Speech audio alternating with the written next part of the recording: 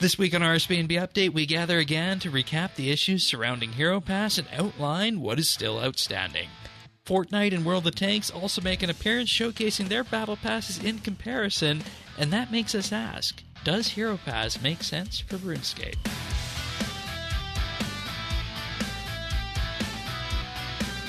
This is RSBANDB Update, episode 953, recorded Thursday, September 21st, 2023, the Hero Pass Fortnite.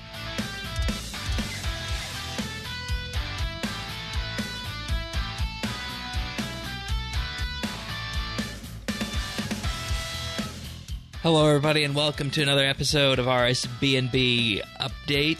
This week we have a bit of a retrospective on Hero Pass and the comparison with other battle passes, but before we get too far down that path, Tanis, welcome aboard. Thank you, Shane. Also joining us is resident RSBANDB Update guest host Parnassius. Welcome. Hello, everyone. And we also have Zant here. Folks might have, of course, seen the Legends Guild in Unreal Engine last year. You were behind that, and so many other wonderful little things like that. Welcome, Zant. Hello. Everybody always goes back to the Legends Guild, and it's just nice that we did that for the Patreon supporters, and that even after release, the community appreciated that. So big thank you again for that. He can't get through introducing me without thanking me for that again, can he? Oh, I'm gonna try. Gonna try each and every episode. I'm gonna try each and every episode. I'm gonna do the thing, and speaking of doing things, I should actually thank the experienced tier Patreon members, because those are the people for why RSBANDB Update is here this week, and that's Andrew C, Drama Free, Jason S, Jesse W, Kesky, Maniac RS, Ricky A, Rippeth, Seth W, and the Naked Captain. That, of course, is our experienced tier of Patreon members. They give the ultimate gift to us here at RSBANDB Update, and they make this podcast go. But we'll talk more about Patreon in just a little bit. If you want to follow along, we do have full show notes available at update.show. You can find us in-game at Friends Chat, BitsBytes, and our Discord is rsbnb.com/Discord. All right. I feel like we've got a bit of a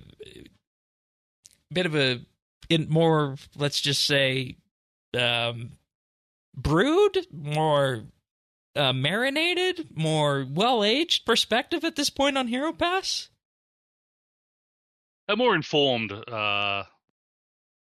perspective now that it's been released. In your case, is that how you feel? More informed now? Yeah. Okay. More informed. Right, because we had you on before release. And I was excited about it back then, yes. Yeah. And Zant, I know you haven't interacted much with it, but what's your first read on it? It's just been good to sit on it a little bit after all the noise has died down, or some of it, I guess. Yeah, and the question is, will the noise ever fully die down with Hero Pass? But I mean, the community posts are one thing, and they're kind of interesting the way they line them up. But we're still waiting to hear on that. But Tanis, where are you at now compared to where we started 2 weeks ago, 3 weeks ago? Well, I think where we are in general is we're on the, for all the poker players out there, we're on the river card, right? Like, obviously, we still, Jagex held their cards close to their hand, and we didn't, there's a lot of information we didn't know. Hence, and still don't. Special mission, and still don't, right? It's like everyone has their cards. And then there was the flop, which was the release. And now, there's and the U-turn. Addressed. Exactly, but there's still one card to be played, and that's to see how this all ends up, shaking out. I think we're in a better position to be able to see the original problems, ironically, because it was such a strong outcry. But I personally feel like there was the actions that were taken may have been too quick. Needed On some time Jagex's end or the community's end? Yeah. Or both? Well, on both, right? We're just now to a place where we can actually, or I feel like we can talk about the issues that we tried to bring up when this came out. It was like, look, there are some issues, but we're not getting to them because everyone's just like mad. Yeah, it was. It needed more time to marinate, Right, like you said, because it was right? reprehensible that they even consider adding it, let alone the fact that it was a clear evolution of Yak Track. There were very good design elements behind it. I will personally still maintain that. I am still disappointed that the extra rewards have been taken away, and we don't know if or when those are going to work their way back into the system, which is unfortunate in my view. I wanted a few of those. I'm just gonna go straight out there and say that I wanted the things that people found most controversial about this, and for people who know me in real life, you'll know that's exactly the way I roll. We try to, of course, keep things straight here on the podcast, but for people who interact with me day to day, know that I'm quite the contrary, and I don't know if you guys would agree with that assessment. I mean, I might have heard something like that, but I mean, but the thing is, right? Like, the actions taken were a reaction. We didn't get to talk about what the actual problem was and what the best way to address that specific problem would have been. Yeah, they just yanked everything out. Right, and Exactly. I mean, even I was going back through the design channel where Mod Jack was actually talking about this, and one of the things he said actually stuck out to me is that, he says if this week has taught me anything else, it's that perception matters more than reality. And, we, of course, assume, and this is the assumption everybody should make, we should assume that people involved in the building of Hero Pass were acting in good faith, of course. But when you're in that bubble, in that design bubble, focusing on something purely like Hero Pass, you're looking at it from the design side, and of course with that you get through a design process, and perception does not match out to reality at the end of the day. And with that, we're left with, of course, the existing questions that are out there that we want to kind of go through. And I guess the best place to start with that would be the most recent update that we had last Friday, the community update number 3. And with this, this was a very minor community update compared to the previous ones. And with this, daily challenges are going to be reinstated as part of these interim fixes, including bringing the actual daily challenge feature back with the existing mechanics and rewards. The current estimates on this are early October, not necessarily first week of October, early October. So let's just say first half of the month on that. And this week, of course, 3 treasure hunter keys and 3 large prismatic lamps added to the daily mission rewards while that is being worked on.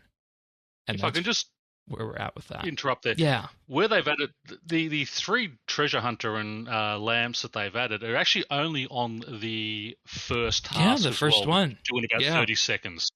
So there's no reward for the second and third, which take longer. Just bonus I hero thought they would have points. done one in each one of them, but they just slapped it all on the first one. So again, as you said, very reactive, very. They didn't sit back and think. It's like they've panicked. It's very, we've done this, so we'll just give everyone this. Right. I don't think we're left with a Frankenstein of a system, if we're being honest. Yes. Yeah. But where you say you're a bit of a contrarian and you were looking forward, I think a lot of people were looking forward to the rewards. The issue was that they locked them behind the Premier Club, which I've had Premier Club since day one, so no issue for me. But I understand. I don't understand why they just took them out completely and just didn't just say, okay, sorry, we made a mistake. We're going to drop this so you don't have to be Premier. As long as you remember, you get those rewards. And I think that would have made everyone a lot happier. And given the Hero Pass an actual reason for being there, because I was excited about it when it came out. I like chasing achievements. I like, that's why I love Slayer, having a goal set and going for it. And that's what I liked about the Hero Pass. I thought, oh, well, there's different things. I'm probably never going to use most of it, but hey, I love unlocking things. And those rewards, I mean, the one I wanted the most, I do a lot of clues. And just having that, skip a clue section, fantastic. That's the one I wanted too. That's the one I wanted too. That's a great little buff and a great little reward thing. Because that combined with the totem on Anachronia would let you slam through some hard clue scrolls really fast. And I need to get that Globetrotter trim comp done at some point, or trim wreck done at some point. But not only that, even the XP, I mean, it's only 10% XP rewards on different things, and you spend your points on it to unlock the things. So that was a great system. But again, because people complained about it being locked behind Premier Club, and it's like, and that is, I agree with people sort of saying pay to win. I've now got to spend, $100 to buy a yearly membership when I may only want to play sort of 2 or 3 months a year, and I want to do just these 3 months of the Hero Pass. Why should I have to buy a 1 year membership? They should have just dropped it to, as long as you're a paid member, monthly member, or you buy your 14 days on your bonds, however you do it, those rewards were open to you. And by removing those, I think they just totally killed anything that this Hero Pass, I think, is going to be dead and buried before they gave it a real chance, because they were totally knee-jerk reaction and just removed everything instead of sitting back and saying, well, hang on a sec, people are complaining because it's on Premier, let's just drop it down and actually sit back and think about it. They've just, it's an automatic reaction without actually thinking about what would be best for the general player. Yeah, I kind of want to know what the internal numbers show. And of course, we'll never know that. Like, were they hemorrhaging subscribers at that point that spurred that, or was it just the intensity of the social media reaction that spurred that? Well, I think it was the intensity of the reaction. If you think about it, this is one of those things that was a problem that we didn't get to talk about, right? Like, and why is RuneScape a little bit different?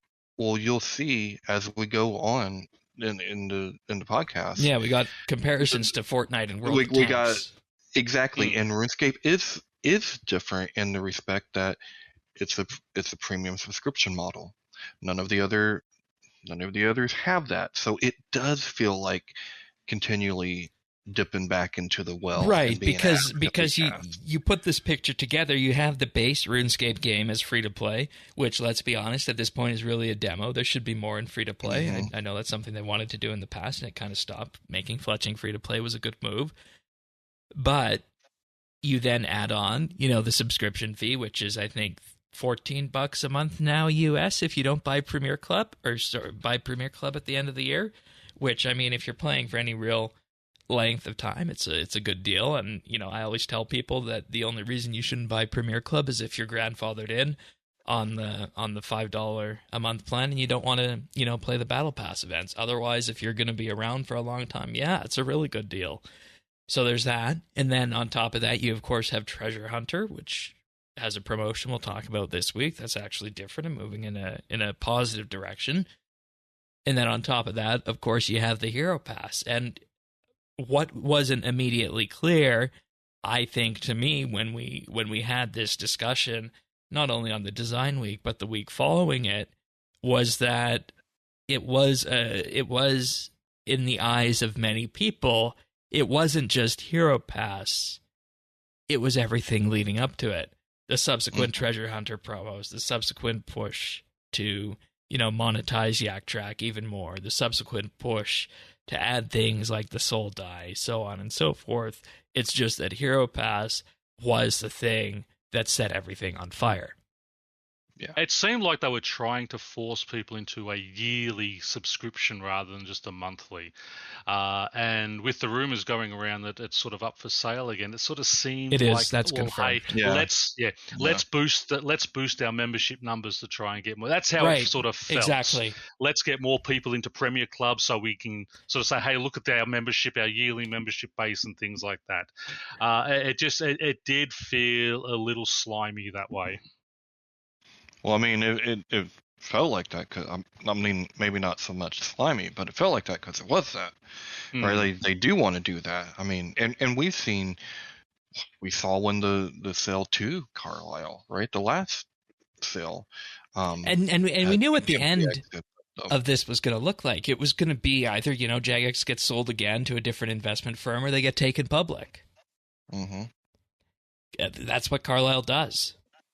Carlisle, and this is a bit off track here, but it all comes back to the monetization efforts and the efforts to grow RS3 and the RSIP.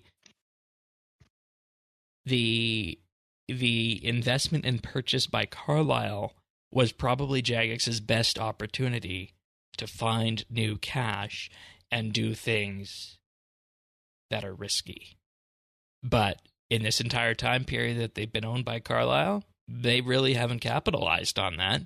And, given the time period, 2-3 years and a bit, that's particularly why Carlisle is probably looking at selling.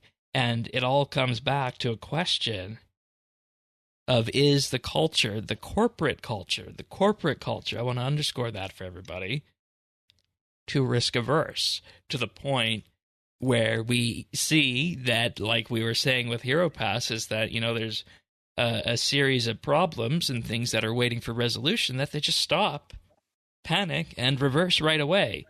Was there another way to deal with this? Does anybody have a thought on that? As I said, I really think all they needed to do was the actual buffs, drop those to just everyone. Keep cosmetics on the Premier side so that the Premier members do get a little bit of extra, but it's purely cosmetic. Keep those buffs for everyone. It should never, ever have been locked behind the Premier model. What about daily challenges? What about those? I don't mind those.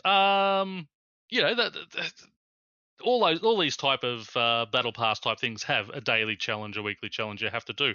I think my main issue playing through is basically, you get your 3 daily challenges, that's fine. You get your weekly challenge. I would have preferred maybe 1 or 2, or, sort of having 2 or 3 daily challenge, weekly challenges rather than just the one. The general missions and the special missions, I think they've really messed up there. I haven't seen a special mission since the first one. General missions, I think we've had 2 general missions. It's just very lackluster. There's just not a lot to do other than earning your sort of 4 points every 2 or 3 minutes, whatever it is. There's no engagement. Where with Yak Track, I could do work through that as quick as or as slow as I wanted to. I could knock it over in a week. I could take the full 90 days if or whatever it was. 6 weeks. And that goes to what they were trying to do with this. The sense, and this is just, pulling a bit from the design channel and the official Discord with Mod Jack, is that people, didn't want, tons of parcels. They wanted something better. But he feels something about the presentation with this has failed to land. And what is actually really interesting about this, 2 things that I picked up on that we kind of honed in on but weren't wondering about. He said that a lot of the feedback that they have is fact that the community has put forward is factually wrong, but it doesn't matter because the sentiment is clear. And that's what Jagex is responding to. And the second thing is that we were right about the XP. He doesn't want a system like this to be able to give out that much XP, but it's clear that the players want it, and that's the kind of game the players want. So with that, they're going to go in that direction. But see, that is the other problem, though, that we didn't necessarily get to fully flush out. We talked about this when Serion was on. Yes, there was problems with the daily challenge system. It needed to be, it needed to be fixed. It was that XP devaluation.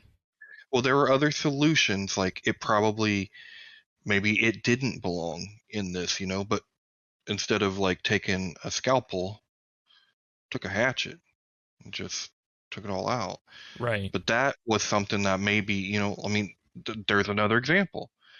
we didn't get to really talk about that all that much. It was just put them back. It was like, well, okay, there was issues with them. That the and to solution be fair, may not based on have this been discussion, to put it there. right? And I think Jagex gets that. Just I basically read through that design channel from Hero Pass launch data recent, and there's been a lot of discussion about that in there. Avernick actually sent me the link that was happening after we were talking after last week's episode, but it underscores that key point of the things that are missing and the things we're still waiting to hear from on this in terms of outstanding issues. And I also want to, talk about the cosmetics, because I was mentioning in pre-show that the last Yak track that really spoke to me in terms of any of the cosmetics was the last winter one. And I feel like there's a lot of people who are in that same situation, that Yak track just wasn't engaging enough. And Zant, I mean, we also briefly discussed this as well. And I think this is a hard discussion that we need to have. And based on what you see and how you feel, and, given the fact you play Fortnite, how do you feel Jagex does Battle Pass-wise, either in the Yak Track era or now, with regards to cosmetics for the avatar? I don't even know where to begin. So obviously, we're held back by the character model. I don't think anybody's arguing that. But higher level than that, one thing, I just feel like they're missing the mark with almost both these Battle Pass systems. Yak Track, I feel like you have to be too engaged with it. And this new one, I feel like they're also trying to push you to be engaged with it, but why do you want to be engaged with the Battle Pass? In my eyes, that's something you just get rewards while you play the game. I don't want to have to put extra exerted, targeted effort into this Battle Pass. I should just be able to play the game and do it. So that's confusing to me. Why they even considered putting the daily challenges as part of that. They were already a problem as they were. And I feel that axing them out messily into this system kind of gives the system this unneeded bloated complexity that I think it's trying to be a daily system in addition to a battle pass. And when players look at that, it's just like, ew, I don't want to deal with that. Like, that's the first thing I thought about it when I opened it up, and it's got 2 paragraphs worth of tutorial text in my face. That's what I totally agree. That was, remember, Shane? I said the complexity of this is, that was my big thing, right? Like, that, if I had a gripe, that was it. Like, yeah. But to be fair, it needs to be simple. Yeah, but to be fair, the daily challenge only give you the extra points, or initially only gave you extra points. You could still play through whatever you wanted to do and earn all the points you needed. However, those daily challenges gave you those extra 125 points just to speed your progress along a little bit to get to the next level. I just don't think the two should be coupled like that. I think that you should balance it around not having those daily challenges as part of the pass and just have your progress towards actually executing those daily challenges just be further progress as it would usually be, just baseline. If you want to spend the time on that, you spend the time on it. If you don't, you don't. Yeah, but you still, the daily challenges weren't like you have to go and do fishing or you have to go and do woodcutting. You still earned those points towards those daily challenges regardless. Yeah, but the point that's being made here is that the ask of, go do something daily, even if, you're going to tailor it specifically to a skill, that doesn't fit into a battle pass because, as we'll see in the World of Tanks battle pass, the Fortnite battle pass, it doesn't do that. It's simple things like get X number of kills, do this amount of damage, hit this many targets, so on and so forth. In the World of Tanks one, that progresses your battle pass with daily missions.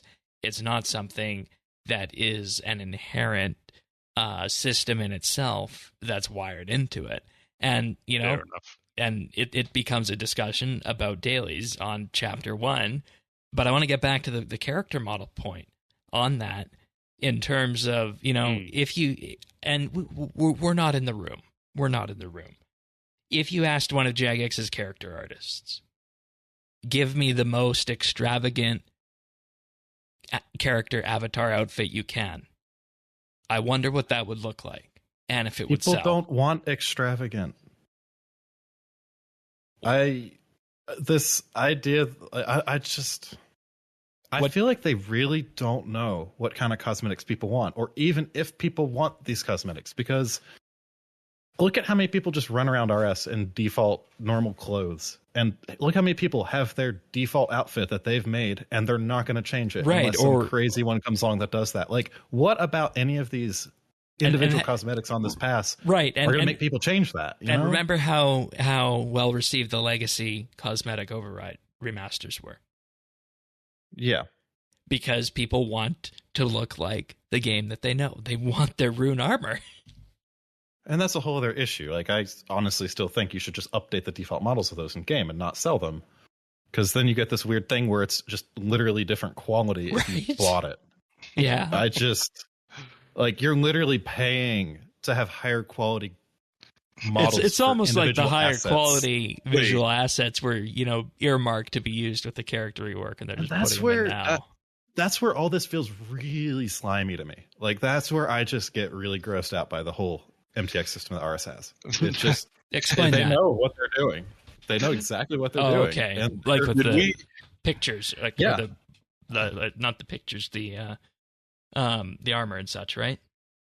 Yes, they know they will make a shit ton of money by selling updated retro cosmetics.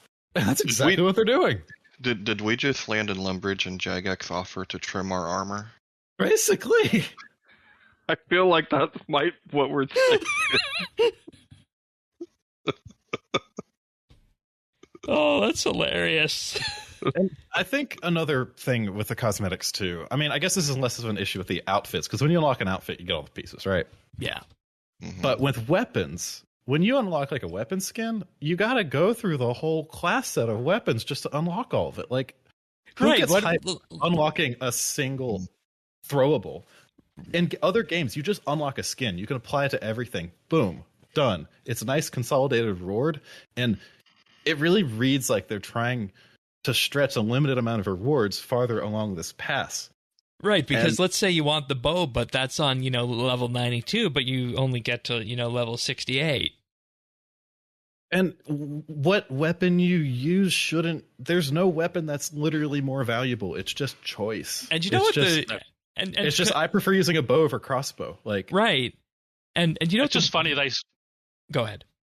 No, I was just going to say, it's just funny that they feel they have to have a reward at every level instead of every 10 levels. Like, do 10 levels, unlock, as that was saying, a green override for all your weapons, or go to 20 and you can do a purple override for it, however they do it. But yeah, rather than doing, okay, at level 1 you get this, at level 2 you get this, at level 3 you get this, just do 10 levels,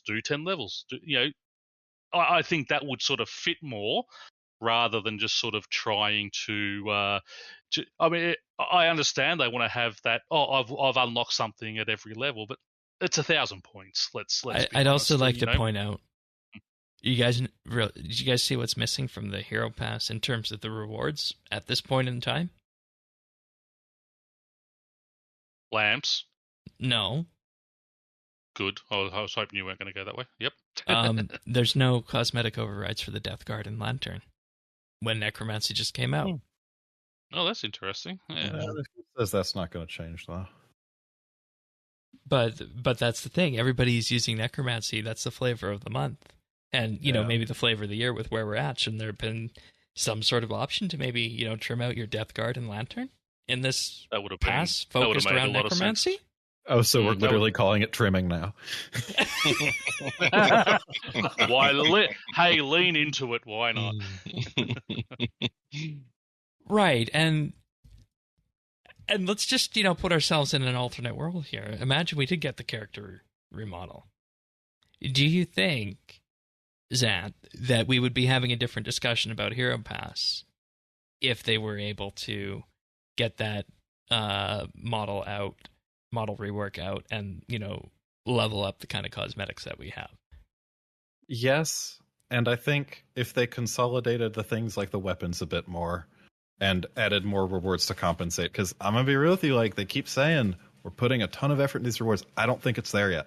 I don't think it's to the point where it's even close to something like Fortnite's rewards, where each skin you unlock is this crazy realized character with a personality and all these other things that go with it. It's just another outfit on top of the thousands of outfits we already have.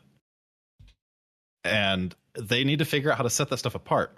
And I think with a new avatar rework, that opportunity can come about because, well, the armor won't look like mud. They can actually have high fidelity to them and do things like, like the Aurora effect we had before, stuff like that. I was going to go there next, to the moon. But I wonder how the community would react if, some form of a dye went on a battle pass. Oh, good heavens, Shane. I don't. Yeah, no, I think. Yeah, sorry, go ahead. Zant? This is another point I was going to make a little earlier, but the dye thing kind of just feeds into it. It feels like literally every design part of the system, they know exactly what they're doing. And it almost feels malicious the way that they're kind of like pulling us along to kind of want these things. It doesn't feel like they're actually trying to make the players want them. It's trying to make the players think they want them. Right, like having the staff at one level and the throne at a different one. Is that what you mean? So it's like, yeah. So it's like they're giving you the illusion that you want to go for this, and it just at every single level of it, with the dyes included, it's just literally the fact that they know people will go for it, and the fact that that exists at every level of this pass is just. That's what really gives me that kind of gross, slimy outlook on this. I think that's how a lot of other players feel. They feel like, that's a good point. Trying to milk us that way before. Like pre-show, Zant had a great idea about more animations rather than just these cosmetic. Yeah. Let's go there next. About that because, animations have sold really well on Treasure Hunter. We know that. And when it comes down to it at the end of the day, maybe that's a way to go in the future. And that's something I think they could realize with current engine. There's so much untapped potential there. How many variants do we have of different ability overrides right now? It's not such that each character can get super personalized with it like they would in a system that's fleshed out to the point where people would want to actually like buy this stuff. It's like you got two variants of a couple abilities. And I really don't see what's really holding them back from doing more of those. Like, seriously, take Death Swiftness and hue shift it and give me a purple one.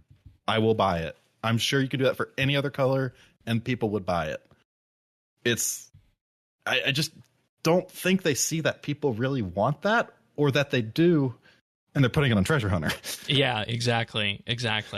Because maybe, and I think that goes to the design that we've witnessed before with Yak Track and now Hero Pass, is that it's been quite clear that both of these things were not necessarily designed to be agents of monetization. I don't think. I know Yak Track definitely wasn't, and maybe this was from the buff side of it, but it just feels like they weren't designed to be monetized, right? And maybe that's why it is the way it is on that.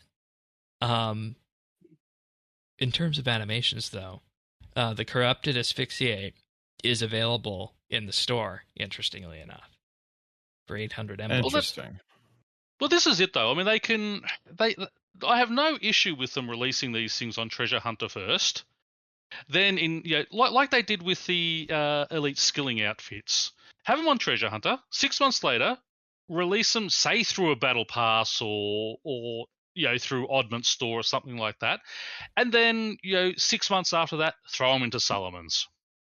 I have no issue with that. So the people who want to spend that money on Treasure Hunter and be those early adopters and grab it and hey, look what I've got, they've got 6 months of exclusivity of it. Then it goes into, hey, I can earn it through in-game and get it done. And then for people who come along in or start a new character and say, hey, I really like that outfit, I can just go to Treasure Hunter, go to Solomon's Store and buy it.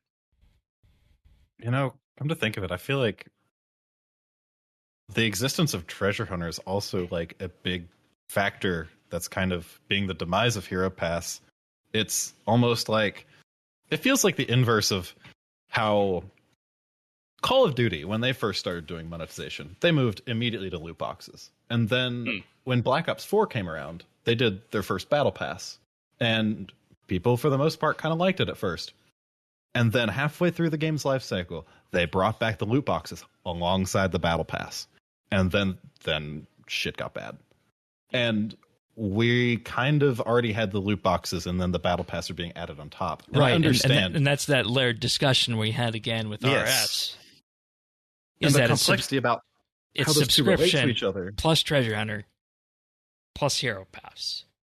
And just those systems existing, too, the incredibly complex systems, it bloats the whole thing, like, exponentially. And don't forget, on top of those, you got plus Sullivan Store, plus the Oddments Store. You know, there's loyalty coins. And that's the thing. Exactly, yeah. That's the thing I think, like, Fortnite does really well. It's just one currency. It's just V-Bucks, and that handles everything. Like, why do you need to buy the pass with bonds? Well, we were supposed to get a currency overhaul at the end of 2020. Oh, that went by the wayside with that. Oh, never mind. That was in pre-show. Okay. Okay. I don't know what you're talking about there, but okie dokie then. Okay. But you see what the issue is here is that Hero Pass on its own, in a vacuum, is designed quite well, I must say.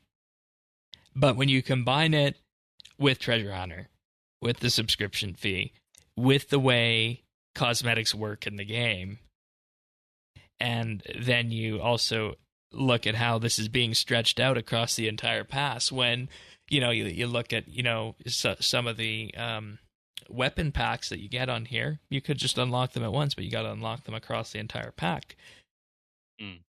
It means, I wonder if there's just not enough to put into the Hero Pass, that it has to be extended out like that. So, but that's the thing. They feel they have to have a reward at every level. Every 10 levels would be fine for the majority of people. That's not how battle passes work. Okay, fair enough. Yeah, okay. No, there needs to be a solid reward. I'd say on most levels. I mean, okay, well, not most levels, but with RS, some lamps, some XP and stuff most levels, and then every couple levels a cosmetic. At least with ones like Fortnite where it's, all cosmetics. Like, I'm just looking through right now. But how many levels does Fortnite have in their battle? Because this has got like 120 levels, basically. It's 100. How many? Okay, fair enough. It's 100. And I'm just looking at this page right here. The first reward is a background for your home screen. The next reward is a banner icon, followed by V-Bucks, a skin for your tool, then an emote, an animation skin, followed by another emote, followed by V-Bucks, and then the 10th one is a big character skin. And that's what I mean. Have the major ones at every 10 levels. But, as you said, V-Bucks, why not throw in some oddments or, or rune coins. Rune coins. I was about to say the same. Earn 5 rune coins, just little things like that. I mean, there's so much they can do. And we understand, I mean, the majority of the fan base understands Jagex isn't a charity. They are a business that needs to make money. But it's the way they go about doing it. That sort of people are starting to find a bit egregious with, as you said, with all these different monetization forms in there. 3 or 4 different forms of monetization does seem a bit of a money grab. Right, and let's just ask ourselves, is there any other game that has 4 premium currencies in it? I'm sure there I know of. And well, but this also goes back to Mod Jack's comment about perception, right? So even though Jagex might be looking at it as we're just putting as many options out there, but the perception is you're cash grab, right? Like, even what we've also got to look at also is a lot of these other games have sort of a once or twice a year update. We do get pretty much one major monthly update supported by a couple of smaller weekly ones. Not a lot of games out there do that type of thing, and we understand, that's going to cost money and such. But it's just they just need to come up with a way that doesn't look like it is just purely a money grab. Maybe it is time to revisit reworking the character models. I know it's going to take a lot of time and a lot of work, but maybe it's time to put a team onto doing that. Maybe just look at, okay, this is the character model we're going to stay with. From what I understand, to do the character model, they would either have to completely throw out every visual style that we have in game right now, or individually update each piece of equipment, which is going to be a lot of work. And that's what I said. Otherwise, lean into what we've got, and just as Zant suggested, more animations, more, do more group overrides rather than just individual overrides. Your suggestion, I mean, we are in the season of necromancy. Why aren't there necromancy overrides? This is, that they should be leaning into that more. And, yes, listen to the feedback, but no knee-jerk reactions. Yeah, it did feel it did feel kind of scattershot and quick, didn't it? Just say, hey, listen, we understand your concerns. We're leaving it as it is for the moment, but we are looking at it, and sit down and have a proper discussion and work out what should we do. Okay, people are upset that this is locked behind the paywall of Premier. Let's just open it to all pay-to-play players. Let's increase free-to-play from level 5 to level 20, like they were talking about a few years ago, and try and bring that more into place for people. Or make it level. You can get to level 60 free-to-play, and then you can buy your memberships. I mean, I don't know, but just things like that is what they need. It's a question of adding value to the game. Exactly right. Yeah.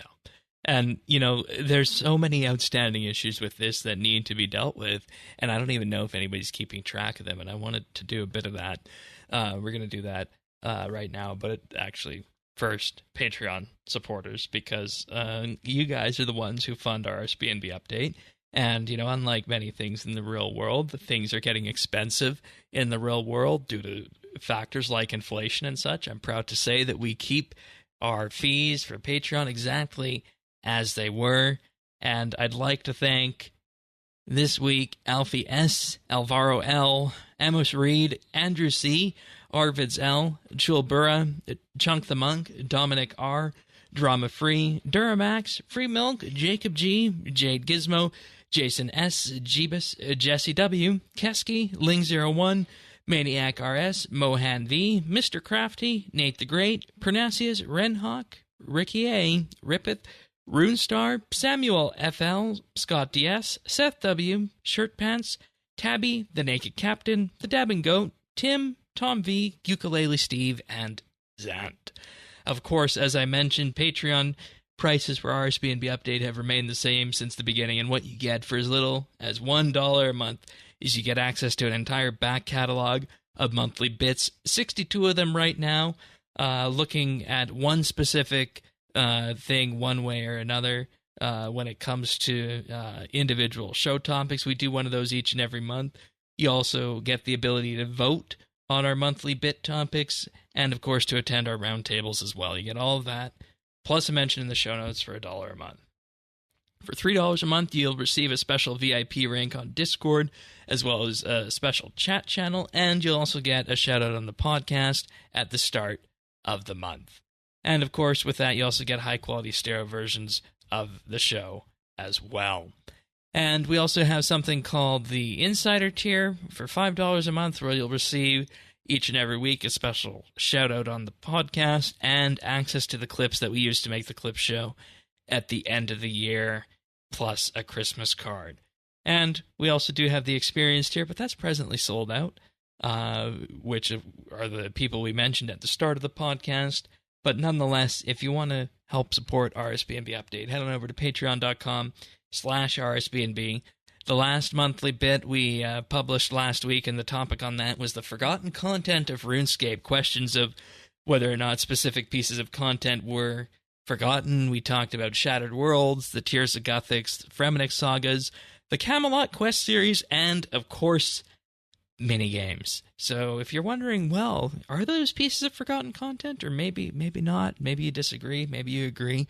You can be part of that discussion by being a Patreon member for as little as $1 a month. And we thank everybody who has made the choice to do that. So thank you so much, everyone. Thanks. So outstanding issues with Hero Pass. Outstanding issues.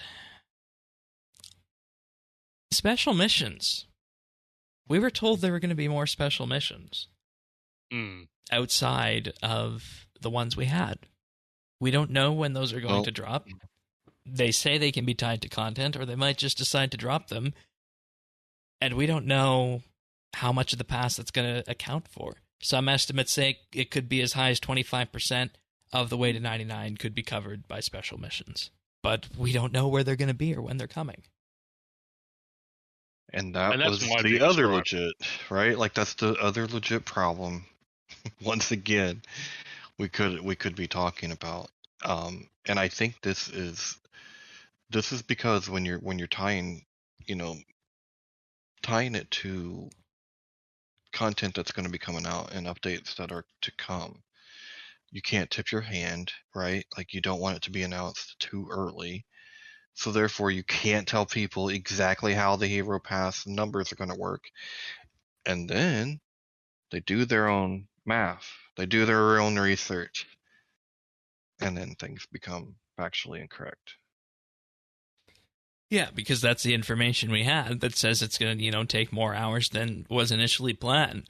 Whereas, right, on the internal spreadsheet, it looks a lot different. And that's why, on the Hero Pass episode and on this episode, we're not bothering talking about numbers because we still don't know at this point. Exactly. But the reason we don't know is they don't want us to know what the updates are coming up that are going to be, or what you're going to have to do with them, right? Yeah. So, damned if you do, damned if you don't. But we should be having that. We should have had that discussion, right? Like, this that was buried in the Discord design channel. Man, I think one of Mod Doom's Reddit posts. Yeah. So there's also Pernasius's problem. What happens outside of the dailies and the weekly missions? Because you've done each and every weekly, the general and the special weekly, and after that you're left to what? Gain 4 points a minute? Something like that. Yeah, but basically, yeah. I mean, the weekly mission is knocked over on Thursday or Friday when it was released on Wednesday. Daily missions, obviously, you're doing the first 20 or 30 minutes. Weekly missions, I understand. What they needed to do with this, because you get to a point with these where you're in effect, making it so that the content slows down after you do the content that's put in front of you. And RS players see that as time gating, That's the way it goes. What they needed to do is, this thing was up for 13 weeks, right? So as soon as you do a weekly general or a weekly special, roll on over to the next one and give you a maximum of 13. That's how you solve that problem. Yeah. I mean, general missions, they call it general mission. It's just an extra weekly mission because it comes out once a week. Special missions, we had one and that's it. It was like one and done. And I understand they're saying, they're going to bring out more, but it's just that lack of knowing and saying, okay, give me some special missions that, only give me 100 points for it. But, the first one, which I think was 20 Slayer tasks from the Raptor. Again, I knocked that over in 2 days. It's not something that's hard to do. You're going to give me 75 days. Have ones for sort of the more hardcore players. Right. So basically, progression outside of the 4 points a minute, basically. Yeah, just something. Give me some challenges. Go and kill it. Like the special missions you get from the Slayer Masters. Something like that. Go and kill every boss. Go and kill maybe not every boss because we're not all bosses, PVMers, but something that gives us an extra challenge for those people who want to engage in the content, enjoy this type of thing. And I understand there's a lot of people who don't, but there are a lot of us who do enjoy that achievement type thing, and give us something to do there. It's just you hamstring me. As I said, with Yak Track, I could just go through, do every A task, and have it done in a week. I've got everything unlocked, and then I'm earning extra points. And that was one gripe we had about that. You earned all those extra coins. You could spend it on lamps, and that's it. At a very was poor no rate, variety there. Yeah, well, the rate didn't bother me. It's just I don't want to buy lamps. I'm 120 all already. I'm working my way towards 200 mil all, but I don't want to do it via lamps. I want to engage in the content. Give me something else. Let me trade it for oddments. Let me get some extra treasure hunter keys, whatever. Give me color variations on the cosmetics you've released. Just something other than just. I mean, stars. I don't mind something stars. for the hardcore players, basically. Yeah. After the weekly challenges, then. Exactly. Yeah, and I see that also as an issue because the progress is relatively quick if you do your specials, if you do your weeklies. The progress is relatively quick, and then after that it goes down. So yep. I see that. Yeah, well, the 3 dailies are done in half an hour. Yeah, and you can, with that you put a bit of time towards the weekly general as well on that. Oh, exactly. Yeah, that's right. Because those points also come off the 2,500 a week. Yeah, exactly. So it's not it's not hard. As I said, weekly. I've just I'm what am I? 16 points away from finishing the weekly. And see, this leads into the next one, is that when you look at exactly how the dailies work into this, they say they're going to reinstate daily challenges with this. Okay. So are you removing then dailies from Hero Pass as they've been, or the dailies that you do in the system, in the daily challenge system that everybody always used to extend and force to their favorite skills? Are those each going to, instead award 125 hero points? How is this going to work is the question. I'd rather just see the normal dailies go back to the way they were. I can put it onto the skill I want, go and do that skill, get my points for that, get my 3 treasure hunters for that, and have the dailies in the hero pass just award the hero points. I don't need lamps and such for that, because I am one who's working on that hero pass. For people who don't want to, they're just going to, they're going to get it off to the side. Those points are just going to come through. They're going to get those points as they play however they want.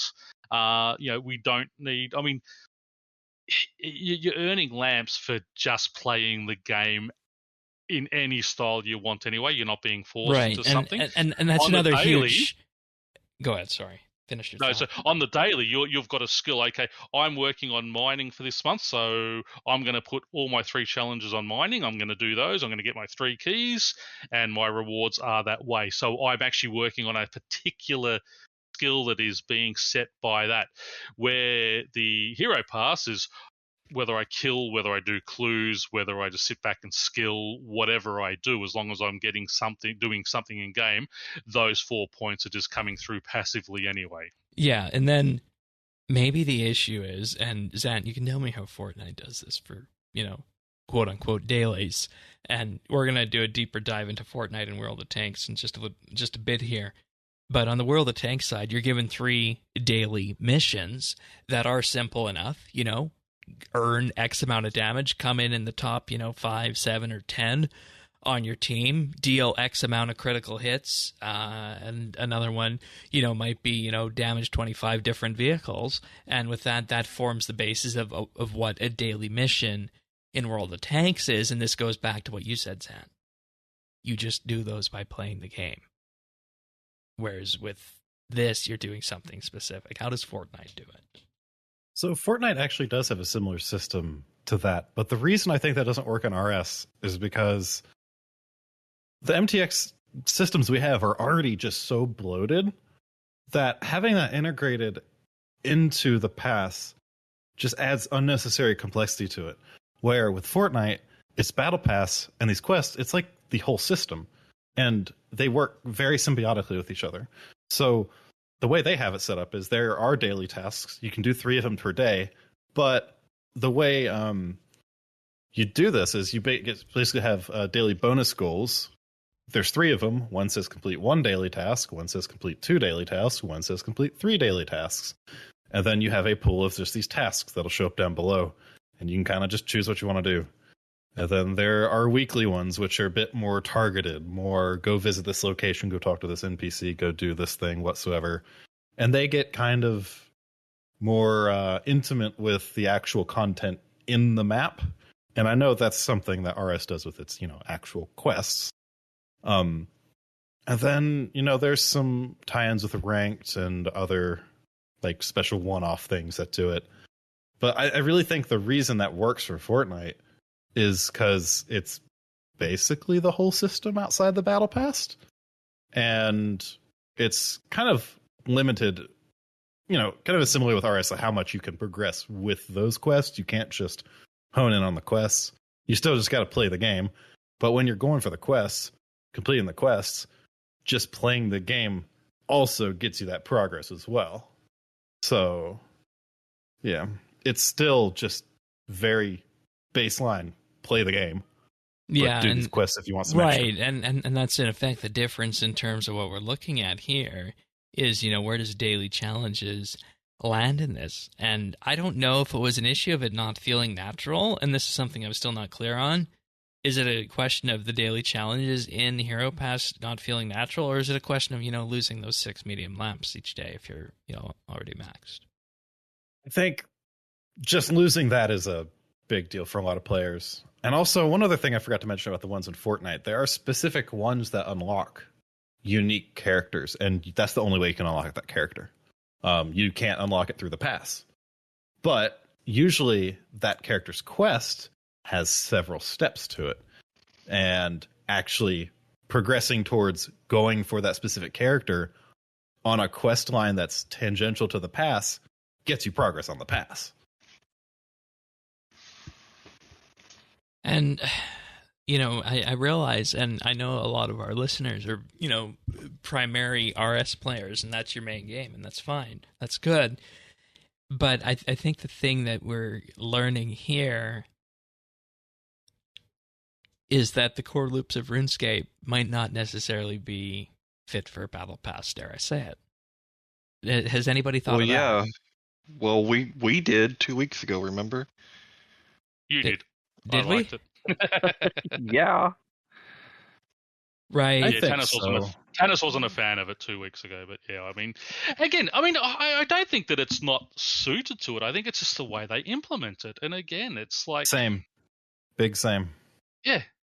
There's so much that you could do and make it palatable to the players, but it just, I don't know. It just seems that they really don't have an idea of what their player base is like. The RuneScape player is different to every other game out there. They're very passionate. This is our game that we allow you to make for us, is the feeling that the RuneScape player has, rather than, with the other games, you're making it for the whole world. No, you're making this for me. I'm allowing you to make this for me. That's the feeling. The players feel they just have that passion for the game where they're so connected with it. And, it's a 20-year-old game. Players are going to feel that way, and they're going to be upset when you do things that do seem just like money grabs. You can make a hero pass that is palatable and engaging without seeming like just a money grab. And they've just got to get someone in there with a proper marketing skills and an understanding of the player base itself. That's another good point. This was a battle pass in. that was marketed at a different game audience. Yeah, exactly. Yeah. They've got to bring someone in who understands the player base and can talk it up and sell it the way it needs to be done. and not lock things behind. I mean, as I said, I'm Premier Club from day one. Yeah, the way they've done Premier Club over the past couple of years, they've changed it so much to what it initially was. I think maybe they need to get back to the roots of that. Put Premier Club back the way it was in 2013, 14, 15. But things like the Hero Pass should just be for the regular player, and have a small free-to-play player thing for it as well, where they can earn a few of the little rewards. But what you're Yak Track describing, did, I was going to say that what you're describing is very similar to Yak Track, which is, I think, is close to a battle pass as RuneScape can get, because RuneScape is different. That's right. This is something that we talked about. Like, I don't think it is the best fit for this game, and the closest we had was Yak Track. And not late the last stage. Yak Track. Yeah, not late stage Yak Track either. Yeah. Like early. Yak Track. I enjoyed it with the extra tasks and such, but I mean, even for me, it was like, nah, the majority of players are gonna hate this, having those extra 20 levels and things like that. Yeah. I mean, I like the way this progresses, where it's 1,000 points a level. Rather than where Yak Track was more and more and more, and by the time you got to those late stages, it was like 5 hours, 6 hours a task. It burned 3,000 Elder Logs. Yeah, which is why it was better in the beginning, right? And the other thing that it did in the beginning, which I thought they lost along the way, was they used to put the Yak Track cosmetics on oddments once they were kind of retired. They would come on the Oddment store, and that stopped with all these new innovations of it. That's right. But we talked about But that's what I mean. I mean, they can go back. I mean, this Hero Pass is great, but have your points, have in the different levels, earn some oddments and all that, where you can go back and do that. I mean, they need to do more of a combination between Yak Track and Hero Pass, where I can progress it as fast as I like. Have your level A, which is the skill that we're going to push you towards, where you're going to earn double points. Passive play, you're still going to earn points, play the game your way. You're still going to have time to unlock everything. And and also for people who are the 120 or the 200 already in that skill, there should be an alternative. Have the old, remember when they had do fletching or wood cutting? Fletching was a really quick one. The wood cutting was a longer one, but it didn't cost you anything. I was going to say that. Go back to that type of thing. I was going to say that. Add Burn the primary task, the secondary logs. task, and then skill and kill, and that's how you do that. Yeah. And I also think we're in a situation here, like we were in with the Alps, where at this point there's no saving this. No, I mean people still complain about Yelps. And we killed him. That's right. But Yeah. I mean, you can rather than having them sort of get as you go up in levels, have this battle pass where every time I cut an Elder Log, I'm going to get 4 points towards the battle pass, and I need 1,000 points. Have it go from I'm doing willow trees earlier up to whatever my highest player at level 60 wood cutting obviously can't cut elders, so their task later on will be cutting magic logs or cutting whatever the level 60 log is, use I think it is. But have some sort of progression that way, and do it with your hero points. I don't mind that type of system, but so it is sort of, it's going to take me the same amount of time for each level the way it is. Is there here. any saving this? Is there any saving Hero Pass? There could have been, but I don't think so. I think no. I don't think after their knee-jerk reaction, I don't think there is now. There could have been if they had have sat back and thought, well, hang on a sec, let's just look at this. I think because of their knee-jerk reaction, the player base has thought, we won, we're not going to get it, we don't want it, and I think they've just killed it by their knee-jerk reaction. Zant? I think they'd be better off going back to Yak Track. It seems like Hero Pass has become synonymous with what was it, Rune Pass? Like, it's like people are viewing it as like the same exact thing now. That's right. I almost forgot about Rune Pass. People that did have a similar reaction. Honestly, like, Yak Track was kind of cute, and with the yak and stuff, and it had the little graphic, and honestly, like, why Nobody hated the Yak Track. No, people definitely hated Yak Track, but it definitely didn't have this amount of friction. Right. And also Yak Track put the cosmetics on display in Berthorpe. They didn't do that with Hero Pass. Yeah, that was the first thing I went to check when I logged in, because I just wanted to see what I could get, because they were hyping up those rewards like crazy. And I go to Berthorpe, it's just the spot's there. There's just nothing there. You have to literally open the UI, mouse through every one, click each one just to see what you get. And I don't know if that's just an oversight. I hope it's not by design, just to try to get you to go click through. I could see it being either, maybe. It wouldn't be very efficient if it was, you wouldn't think, but... And I just want to recap this all, because you add progression onto everything we talked about before. You add the question about progress from special missions, and you add the daily challenge stuff in, and then you have in people's mind what Yak Track was, as we detailed.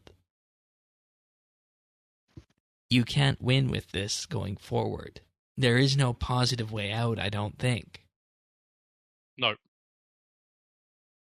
I think they need to be way more higher level when thinking about their monetization strategy, because right now it seems like they're just focused on the pass portion of it.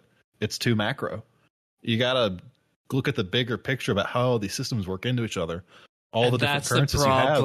And that's the problem with RS3, is that you need that currency rework that was supposed to happen at some point. We need some massive consolidation. Like, I'm not saying even remove Treasure Hunter, but shit, just get rid of oddments, get rid of rune coins, make us some new consistent currency that's used for all the MTX stuff. You can purchase anything in the oddment store, whatever stores with it. You can purchase it with coins in game, I guess. I don't know how all that balances itself together, but you can't have 4 or 5 currencies like we have. It's too much. That's it. I mean, and if you look at, also the Premier Club, I really do think they need to get back to basics. I mean, the original one we got 2,000 rune coins. We got there was a draw to win a trip to Jagex headquarters. They had a special outfit that was designed just for those players. You got your discount in Solomon's store. There was all those different cosmetics that they had Premier Club. I have 8 Premier Club tokens sitting in my bank for cosmetic overrides that I don't use. I think I've got 12. Yeah, and I've unlocked everything in there. They give us these tokens, but then they've released nothing since. So for those of us who've had it since day one... But maybe we have more of a strategic problem here, Tanis. That's what I'm hearing. We might have more of a strategic problem here, questioning of what RS3 wants to be, with there being forces that are wanting to pull it in more of an old schooly nostalgia kind of direction. And that gives you the driving forces to respond to Hero Pass like they did, because you do have to admit the way they responded to Hero Pass was very old school like. Oh, very much so. I'm not sure no one ends up with what they want, right? I mean, we're talking about this again because there isn't anything else going on, right? Like, well, I mean, we laugh, but it's true, and like, I don't know, would that have been different otherwise? I don't know. I know they had all hands on deck, 100% focus on removing, or trying to get these challenges back in and removing buffs, and I'm sure that was no picnic. So all I know is whatever was planned for these weeks, they ain't working on that. Well, I think it would have been. It would have been game jam and patch notes, I think, after Necromancy. Fairly certain they would have went that way regardless. the buffs, just to go back to these buffs, we had the buffs that went up every few levels in Yak Track. I think you got level 25, you got a 3%, and by the end you got a 10% XP buff. So I don't think it's I don't think people are complaining about the buffs so much as that they were locked behind Premier Club. I don't understand. As I said, it really, when they said they're just taking them out completely, it blew my mind. It's like, this is the main reason people are going to play for those buffs, because it's a tangible reward. And you just remove them completely. Instead of just, it's like, It what, was you don't very want to play my rules? defeatist. I'm taking my ball and going home. It was very defeatist and left a bad taste in the mouth. I do have to say that. And, yeah, I mean, I didn't really think about it the first time about being locked behind Premier Club, because as I said, I have it. But as soon as I saw, I go, shit, yeah, that's. I understand that now. Why people are complaining. Yeah. I honestly thought when they said we're going to fix it, my first thought was they're just going to unlock that for everyone and just leave those cosmetics. But they just removed it. It's take my ball and go home type reaction. And I think that was... But you know what else is just so weird to me with this is that on its own in a vacuum, Hero Pass is a really well-designed system. Yes. Yep. Yeah. On its own in a vacuum, yeah. I don't think anyone if it was will a free-to-play game and this was the path, I mean, I still don't think it fits us, but for any other game, yeah. Yeah. So I think without Solomon's Store, Treasure Hunter, XYZ, there's probably other small things, it would probably be fine for RS. I mean, not perfect, but and it's effectively the consolidated system like Fortnite has. It's just that it exists with several other systems. Yeah, and I need to underscore, when we were evaluating this 2 weeks ago, that's the perspective we were going for, was that pure design angle on this. And I realized that might have been missed in the shuffle with that, but that's the way it was. And we stand by that, like a good system behind the scenes, but at the same time there's just so many outstanding questions with it that it's just kind of soured the entire thing. So but let's look at it if with this type of thing, rather than let's say let's remove the Oddment Store altogether, and on these hero passes, all of those cosmetics, you'll get a token. You'll get a hero pass token that you can then go in, and any of these old things, you can purchase those things with it. They did that. They said there was going to be an option in the store that comes with Hero Pass to do that with future passes. Isn't this pretty much Yak coins? Yeah, except they persist now. Yeah. Okay, well, that's right. And keep that going. Just like I'll do my battle pass. I've got, I've unlocked everything, but I've done extra. I've got 30 coins left over. So next time comes round, I'm in hospital because my back needs to be operated on. So I'm not going to be able to play as much. I get halfway through, but I can still unlock things because I have those 30 coins left over that I can use to unlock things. If it's an ongoing system where those coins are a continuation thing, I missed out on, I was on holidays last year when one was on. I can earn Yak coins, use those tokens, and go back and buy a reward from that. I think if they did that type of thing, they would be far better suited. But as and we keep going back to it, you can't have oddments, rune coins, Yak coins, loyalty point. You can't have all these different types of currencies that unlock different type of things. It's got to be all one, and you have access to everything with those coins. And I think what they could do with that, even don't even give people access to all this at the same time. Rotate the shop out. That's what Fortnite does. They in their item shop, it's just V-Bucks, but they rotate it like crazy, so it gets you looking. Yep. Every month we swap it out. You get these ones this month, and just keep swapping them through. Yep, no problem at all. Imagine if they were to bring back the green Santa hat and purple Halloween masks. Well, now we're talking about rare, Shane. You're throwing wrenches in the damn... No. I think the rares are a whole separate issue. Yeah. That's an entirely different system. Again, I've got both of those.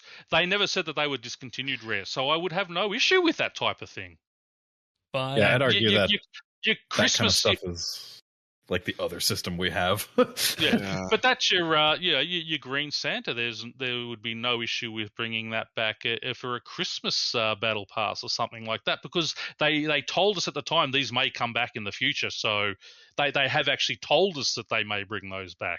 So if they do that through a battle pass system or something like that, fine.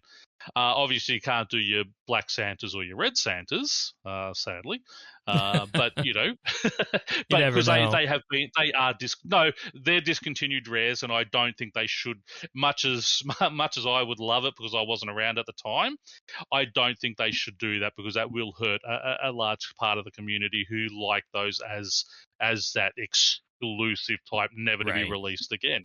But certainly your Green Santa, your purple Halloween, the more things like recent that. ones. The ones, and because they have actually said that these may be released again in the future, I have no issue with using those on a rotating basis every few years on some sort of battle pass reward.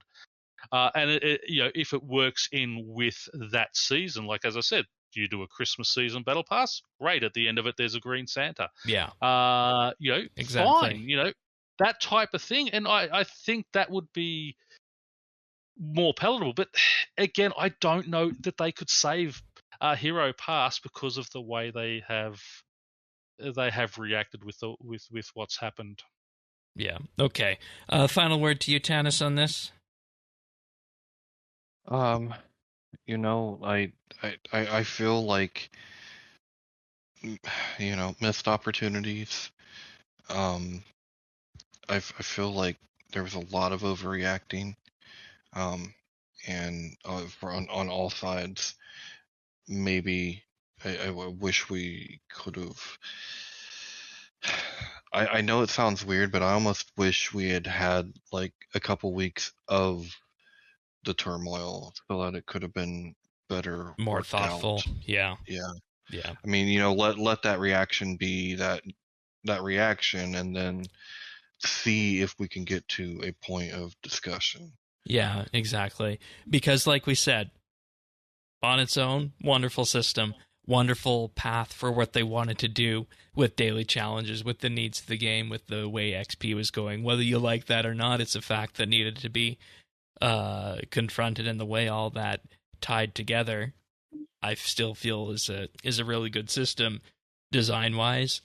And like I said at the top of the show, I like the buffs. I'm gonna miss those now that they're not there, but it is what it is, and it really reiterates the question that, well, something needed to be, I guess, done about this, because the situation was untenable, because either the situation had got too hot on social media and whatnot based on internal metrics, or they were hemorrhaging subscribers from this. One of those two reasons caused them to react in the way that they did, and we won't know which one it is, but I'm fairly certain it was one of those two, or maybe even a combination of both, that did that brought us to where we are, despite Hero Pass. But again, being what it is. you wouldn't know if they were hemorrhaging subscribers, because Right. they Yes, did I it was straight gonna away. say, yep. People were already members. You wouldn't know that.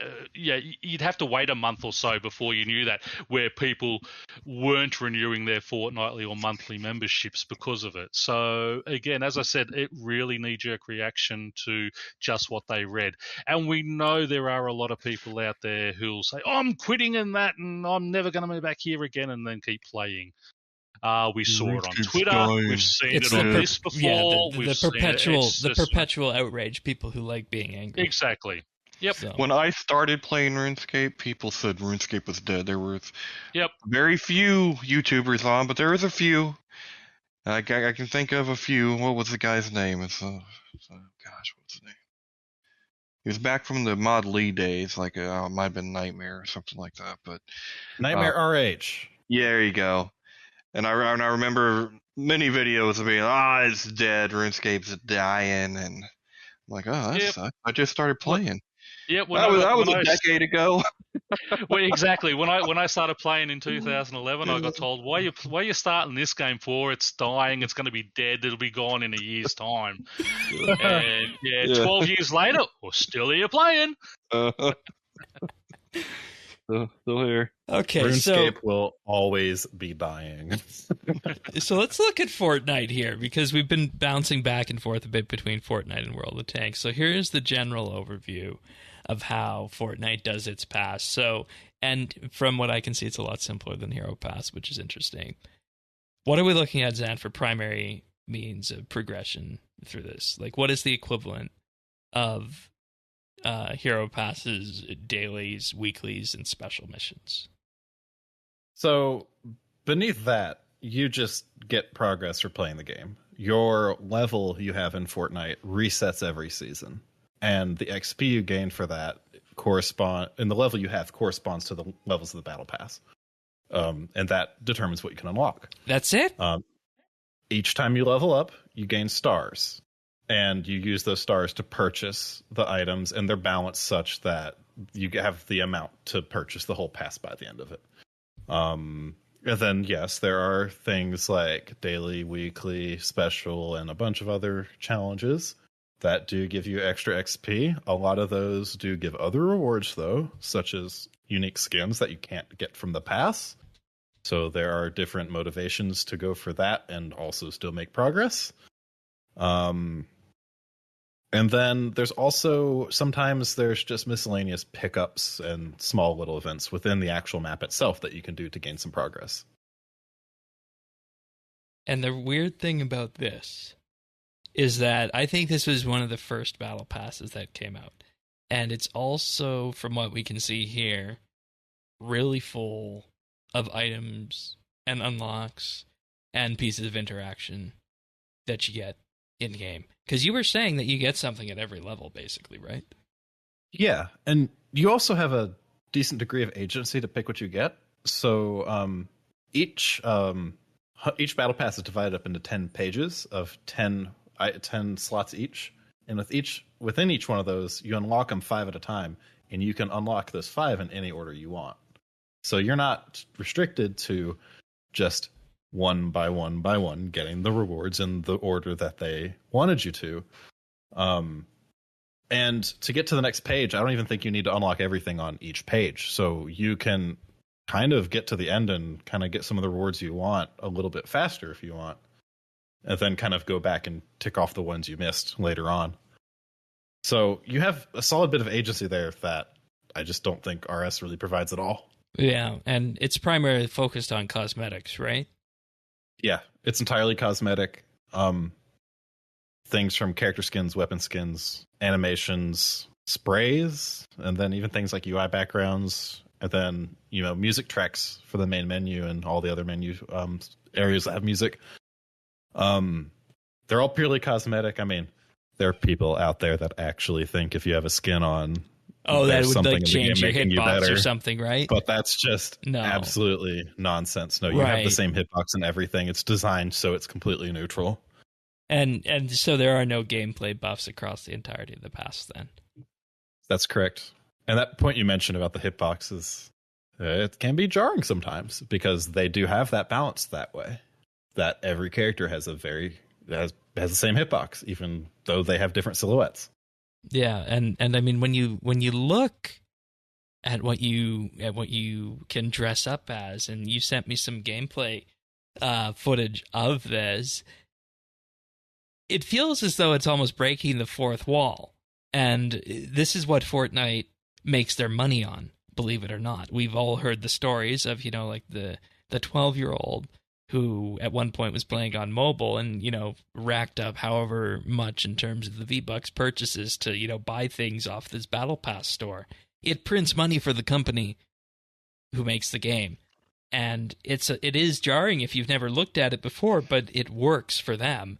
And that was why we discussed earlier, would this work for Jagex on the same sort of manner by that? And I feel like we need to, do some work with the systems we have in game, but there's no reason, why cosmetic monetization I don't think could be a thing. Or what was our final verdict on that anyways, just as a quick recap? Where did we land on that? On what? Cosmetic monetizations and, just cosmetics that are out there that are extravagant in RS. Or did I'm sorry, I don't think I followed. Oh, okay. Well, we came down that it either needs to have a rework of the character model, or they have to lean into the Animations, things right? that they're good Yeah, at. I'm sorry, I was misunderstanding the question. Okay. Yeah, Okay. that's the thing about Fortnite. The cosmetics are awesome. Like every single one of them, like the characters have so much personality to them. Wildly different animations from each other, and you can tell the man hours they're putting into that are probably way more than what Jagex is putting into theirs. Every time you get a new skin, it feels kind of impactful because it completely changes the appearance of your character's gameplay, like completely. It's not like with RS where, put a new outfit on, my character's still moving, doing everything the same way. No, it's a completely different character with wickedly different characteristics. And even things like the animations, you can tell they put a ton of time and effort into planning them out and then executing them. And then the question with this is that, is there a premium track to this? Which I imagine there is, because the game's just free to play. Yeah, that's correct. It's pretty cheap though. It's 950 V-Bucks. I don't know how much that works out to USD, but I think when I purchased it, it was like the $10 one you had to buy. But the cool thing about it is you earn V-Bucks through doing the pass. And if you don't actually spend those in the shop on other things and you just want to do the next pass, well, you'll get more than enough to do the next pass. And so you can just buy it once and keep going for free. Or honestly, if you even want to, you get 300 per free pass that you complete. So if you even wanted to just like grind through a couple passes over the course of like maybe a couple months or something like that, or whatever the duration is, I honestly don't remember. It's been a while since I've grinded it, but you can effectively start it for free if you're willing to put in that little effort over time. And see, that's the thing. You get to level 99 in Hero Pass, you just get a boost on the next one. It's not even, the premium track. I'm actually just reading here, 1,500 V-Bucks back. So you purchase a pack for 950, and if you play through all the content, you get 1,500 V-Bucks. So you're actually earning more than you've spent. Enough, and you can buy an emote. Yep.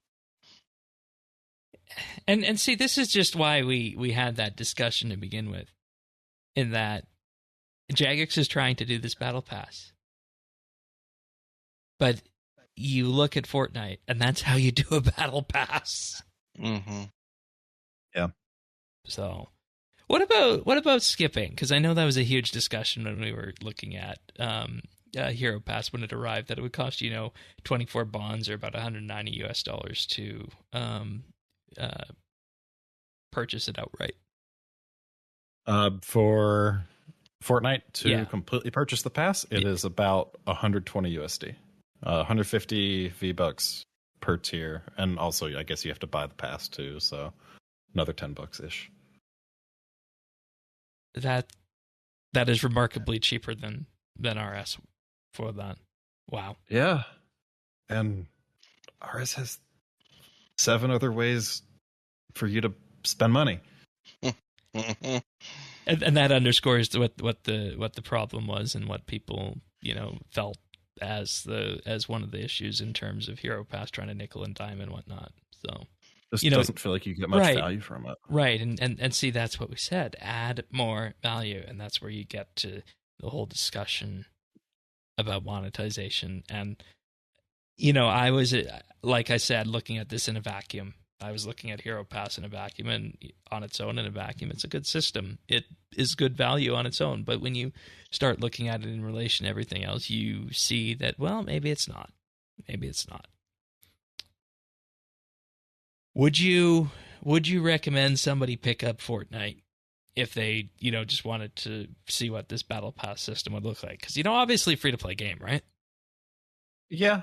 I mean, obviously, you have to like shooters and Battle Royale, right?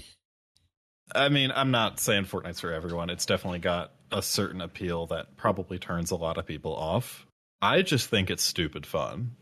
It's stupid fun with your friends, just going nuts and looking like this ridiculous character with all these ridiculous emotes. And doing the gritty next to your friends and everything. It's just yeah. it's fun. Right, and I can see that, compared to Apex, which is a little bit more grounded in typical shooter mechanics and whatnot, whereas this is just, designed more to be fun and immersion breaking, let's just say. It can still get deep. You can still get really deep into the gameplay nuances, and there's a ranked mode. It gets people get very competitive with it. Yeah. I mean, it's got that side of it too. Yeah, I can imagine. So, and that's one monetization scheme. The next one we're going to look at is World of Tanks, and this is a game that I've been playing on and off since 2012. Interesting story behind World of Tanks, just background-wise for people who are unaware. It was originally developed by Wargaming, a company headquartered in Cyprus, with their main development studio in Belarus. Yeah, Belarus, Minsk. And as you can imagine, the war in Ukraine threw a bit of a wrench in that. So in the last year and a half or so, World of Tanks and the development of their other game, World of Warships, was effectively moved out of the Minsk studio, and Wargaming effectively divested out of Russia and Belarus, and now World of Tanks is developed out of Wargaming Europe, which is a different entity on its own. And because of that, we've seen a number of improvements over the last year and a half in the game that have just, in effect, leveled up the game in terms of how it plays and how it progresses through things. And one of those, of course, is the Battle Pass, because when we look at Battle Passes, we've looked at Hero Pass and now the Fortnite Battle Pass, but there's one in World of Tanks that runs as well. And the way this one works is there's 3 specific tracks that you can go down. Each one unlocks what's called a progressive style on 3 different vehicles that you might have in your garage. And when you unlock those styles, you level up throughout the Battle Pass. The style, in effect, on your vehicle changes, and it gets more complex as you progress through the pass. And with this, it's same thing, kind of like Hero Pass. You need 50 progress points to advance for each level. There's 100 levels in total. Daily missions award a sizable chunk of the pass progress, which, of course, is something that I talked about earlier in the show. But just as a recap, the idea behind this is that you might get something as simple as, damage 5 enemies, do 2,000 damage in a battle, come in, top 5, top 7, top 10, something like that, or get X amount of critical hits. Those are just some of the basic ones. And for doing that, you get a certain amount of experience in your battle pass as you progress through it. And it's really, really as simple as that when it comes to doing this. And, there's other ways as well. Like you get a little bit of XP for your battle pass every time you finish in either the top 10 or top 5, win or loss in any of the battles. Each battle is maximum 15 minutes long.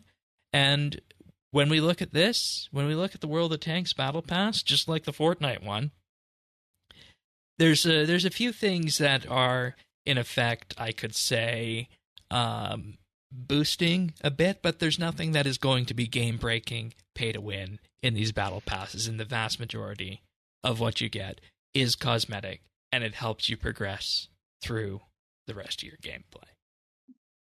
Also, of course, there's a premium battle pass. It costs $12 for each track. You can buy all 3 of them for $29 US thereabouts. And with that, if you want to skip through any of the potential areas in the battle pass, you can skip through each of those for $250 in-game gold, valued at about $1.50. So in total, when you math everything out to complete all the tracks on this pass, it amounts to about $190 US, and that's of course the same amount as Hero Pass, interestingly enough.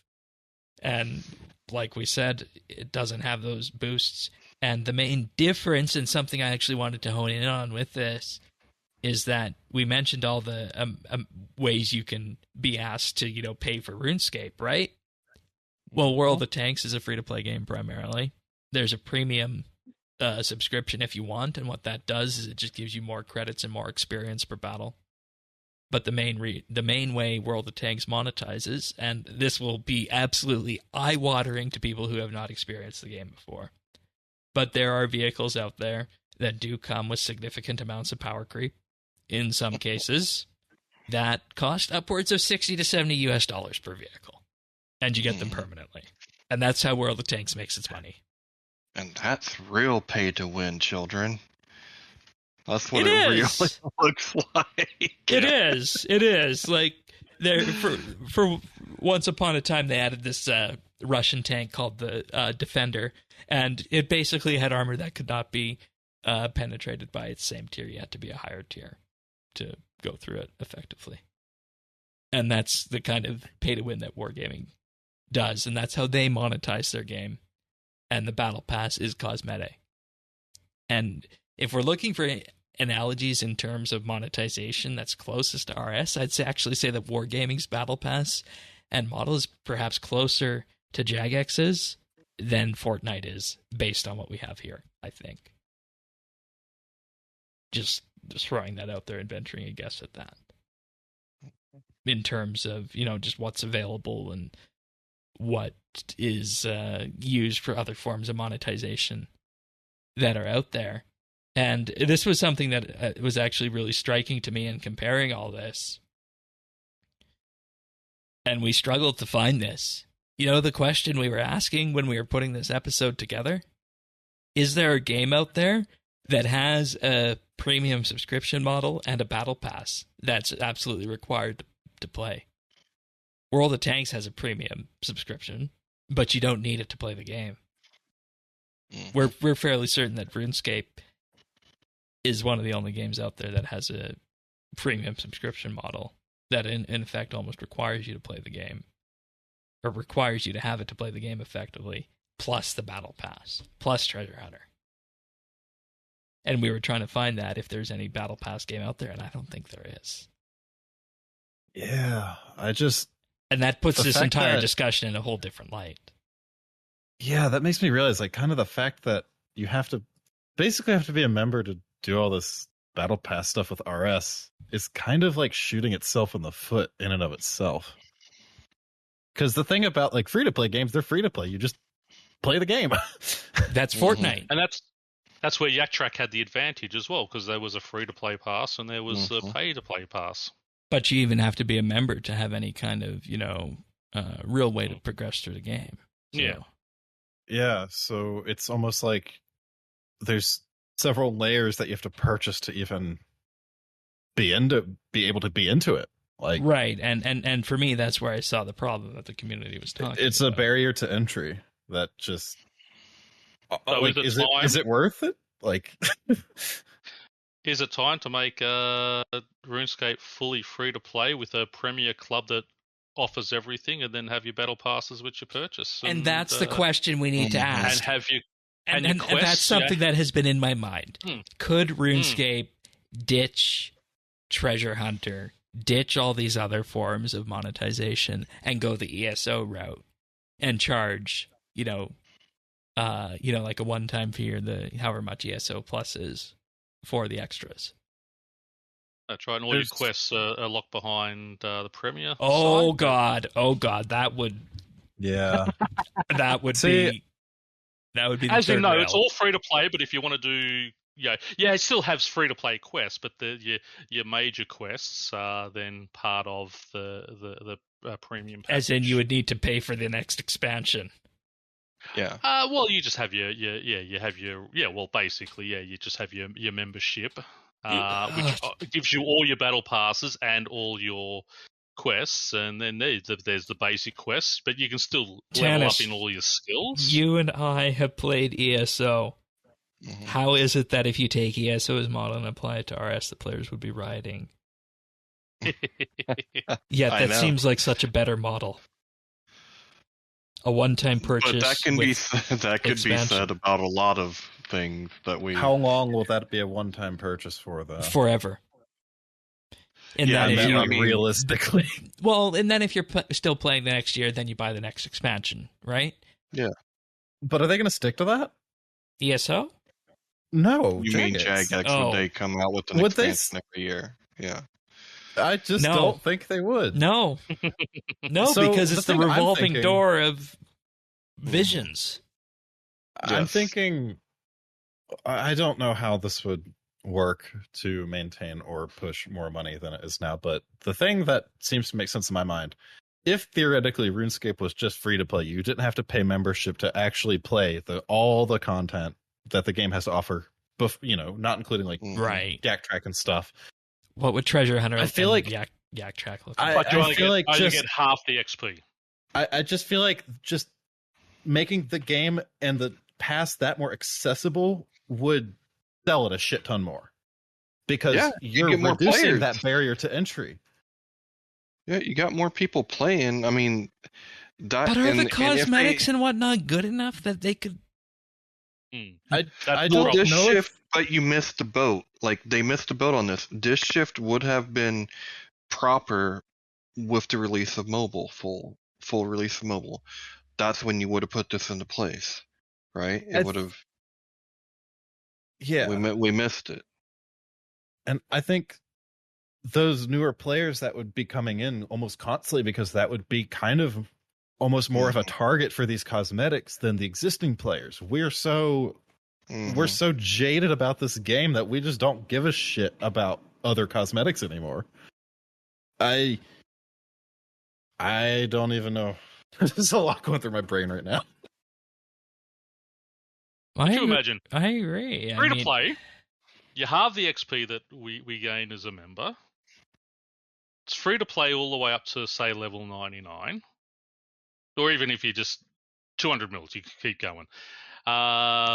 But you have your battle passes, you have your double XP weekends, you have all those extras in the membership package or purchasable for the free to play. Would that make them as much or more money than they are now?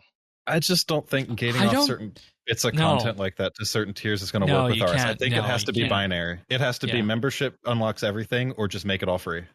Yeah. Exactly right. I don't think that's gating- the issue. Hmm. Yeah, I think gating any And- part of that sends the complete message that the community just does not want. And you also have to realize that XP is valued in the eyes of players perhaps too much, that Yeah. when it comes to the golden goose that is, Treasure Hunter for RS3, you run the Phoenix lamps, you run the Smoldering lamps. I have a feeling They make a fortune. those are the cash Yep. cows for that, and that's the thing, and that they've talked about before, is that you can't just turn those off. Mm. Exactly right. So Oh, and you turn the rest of the game free and turn them up for all I care at that point. Honestly, But would people be okay with that? Like, I feel like that's something that if it means They if wouldn't. it means but they can consolidate MTX and get rid of Treasure Hunter and put way more cosmetics into a track, I think so. I think you have you too gotta much faith gotta in the keep Treasure community. Hunter. I mean, That's the I'm not cash saying cow. I have hope that this would happen. We're hypothetical here. You're talking about maybe the 20% who are reasonable people. Yeah, these are all hypotheticals. Yeah. Yeah, we need to get remind everybody that everything here is hypothetical, and this discussion comes from seeing what is possible with Fortnite, what is possible with World of Tanks, and how the latest incarnation for a Battle Pass in RS was incredibly well designed, but still, as a result, just wasn't really received very well by the player base for the reasons of execution. So it's I think it's Epic a mess. also- There's no recovering it. yeah, I think Epic has the big advantage of their just scale too. Yeah. and with that comes the sense of permanence, where they're not gonna change major parts of their battle pass system. Just deal with it. Whereas Jagex totally is willing to. Like, I hate to say it, but I think Jagex honestly is a bit too willing to kind of just instantly reverse course. Like, not even course correct, but reverse course. I could say something really bad right now, but I'm not going to. I'm probably already saying some pretty bad things. Yeah, if they see a dolphin fin in the water and jump out screaming shark and never go back again.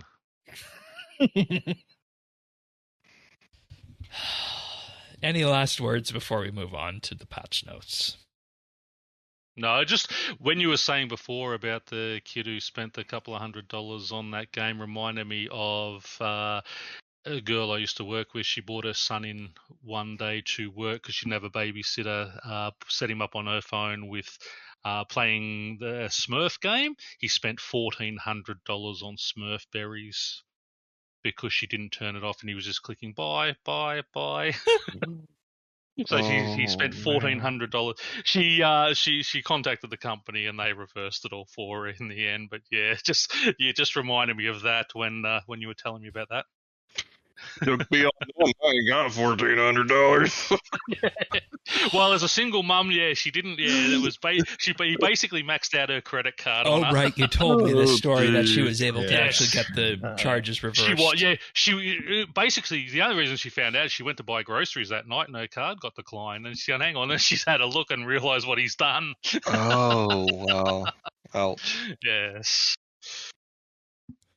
So Yikes. that was that was an amusing thing. Well, that Well- will only happen on a smoldering lamp promotion here. And you can spend up to 4,000 here, I think. Yeah. before I they lock you. hope that we have provided everybody with a bit of context in terms of where we've been, where we stand, and what it looks like in other games. And that, Hero Pass, well designed, number of execution problems along the way. I'm gonna miss the buffs. Closing thoughts to any of you guys on this now. Yeah, I just want to say, like, we're kind of going in on this, but it's very clear that when they were reevaluating the Battle Pass system with Yak Track, that they had good intentions.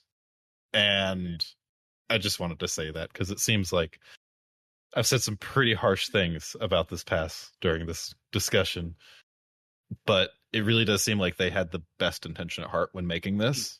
Like each individual developer making the individual designs for it. It's just, I don't think they implemented it well and didn't see their peripheral vision enough to understand the full context of how that works into RS. Yeah. Yep. Yeah. No, totally agree. And again, I still think it is a decent system if they and maybe some of those special missions and things were going to come out and they just decided to hold them all back because of what happened. Other than the lack of missions and the removal of those buffs, I think they did have a system that could have worked well. But they just made a couple of little key errors, as in locking behind Premier, and the way it was sort of told to us that, again, I'll put this back to the same when they had that that competition thing where you had to kill zombies and all that type of thing, and then they changed the very final, which killed it. It's just a Same thing with Great changing the fresh start intentions. conditions as well. Yep. Exactly. Great ideas, just that implementation and knee-jerk reactions sometimes that have hurt them, and we see that. Yeah, they don't make the same mistake twice, but they make a mistake pretty much on these things at the beginning, which hurts them long term each time. And it's a sad thing because it could have been a good system. Yeah. And I hope they learn from it. I hope they don't just totally reverse it, but I hope they just rework it, bring back Yak Track for a little while, and then maybe in a year or so try again and without the mistakes they made this time. Yeah. Tannis? Yeah, I think we've outlined and we outlined the problems before. We've outlined the issues with it again. I think the way it was presented sounded like it was going to address the shortcomings of Yak Track, and the reality it didn't pan out that way. I think for the most part, it was an okay system, but it definitely does not fit it doesn't fit this game. And unfortunately, that dolphin Pernasius is talking about is really more like an orca that has just knocked the rudder off of the damn ship, and we're kind of setting adrift in the Strait of Gibraltar, going, shit. Anybody got a tow, a rope?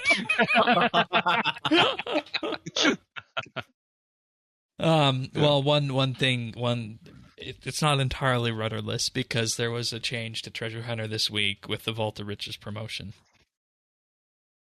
There's now And kudos to them for what they've done. There's now guaranteed drops at a certain amount of keys, and it tells you what you can expect about when you're going to get the ultra rare, and you will now get that ultra rare in at most 300 keys. So wow! They put a guarantee. They put a guarantee on that now. That's really cool. Yes, that's what. So we've got to give them kudos That's really for that one. Cool. Yeah, I mean, great way to do it. Goddamn, 2 steps forward, 1 step back, just or vice versa this time. But hey, progress. That's awesome, right? Yeah. Imagine if Soul Die would have gone out with a promo like this. Oh man. Well, I mean, the Clue people would have been really super pissed, but that would have been cool for everyone else. Or Green Santa Hat, or Purple Halloween. Let's not talk about that die for someone who handed in 260,000 wills and got nothing, compared to someone who, how many did you hand in? 10,000 and got it? 13,000. 13,000. 13. Yeah. 260,000 to 13,000. You have met Shane before, right? Yeah, that's what I said. Okay. I want that shoehorn stuck up his ass. Just drag him with you next time we go to a casino. Just wait till you hear Just wait till you hear what I got this week on RS. Oh, I haven't even heard this yet. Oh boy. Yeah. Anyways, I think I know what he's talking about, but I won't spoil it. Patch notes. Patch notes are mostly unremarkable this week. Cleaned up and reorganized a number of damage buffs to work in a more consistent manner. They say this will have changed the order of operations and a number of buffs, and will likely act as a slight buff for magic, melee, and ranged, as the majority of buffs have been grouped after potion stat boosts. They also reworked a number of buffs that previously only affected random damage to affect all damage. So with this, previous effects like the Slayer Helmet claimed to boost damage by 12.5%, but due to how this actually was applied, it boosted it anywhere from 1 to 12%. Yeah, your Slayer Helmet wasn't giving you the 12.5% you thought it was. So they reworked this. The Slayer Helmet now is rebalanced from the 12.5% random damage to 7.5% at the lowest tier and 9.5% at the highest tier. The Genocidal perk has been rebalanced from 7% random damage to 5% total damage when fully stacked. The Fort 4 and 3 Guardhouse buff values remain the same, but changed from random to total damage. The Revenge perk rebalanced from 10% random damage to 5% damage per total stack. And Spendthrift values remain the same, but random damage changed to total damage. Also, sitting on benches now triggers rest, and sitting on the stools in the city of now triggers rest as well. They also added a necromancy settings option in the gameplay settings, which ensures that the highest tier communion item is automatically placed on the pedestal from the focus storage, rather than continuing to use the already selected item.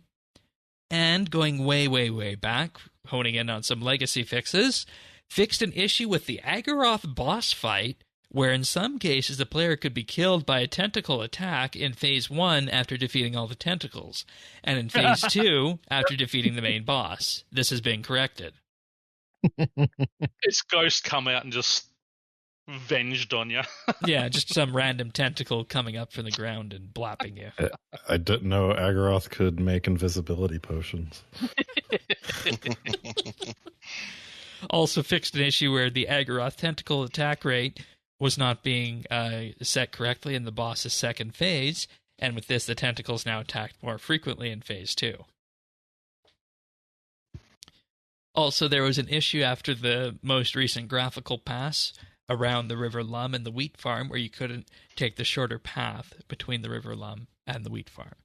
So that's been fixed. That's been outstanding for a while. And that's it for patch notes here. As I said, not too much remarkable this week in the patch notes, but a few interesting ones nonetheless. Alrighty, let's go through some achievements. Let's get to our usual happy space. Tanis, start us off. All right. Let's see. Starting on September 20th, we have Gil of Fleur with 99 Necromancy. Then we have Jaguar 007 with 99 Necromancy, also on the 20th. And Lotzi with 120 Farming, also on the 20th. We have Bartnells with 99 Rune Crafting on the 18th. Data 479 with 99 Necromancy on the 18th as well.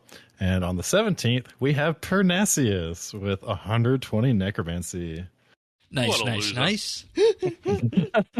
Then we have on the 16th, we have Bartnells with 99 Archaeology, Lord Dusty with 99 Necromancy, and Cena ATN with 99 Construction.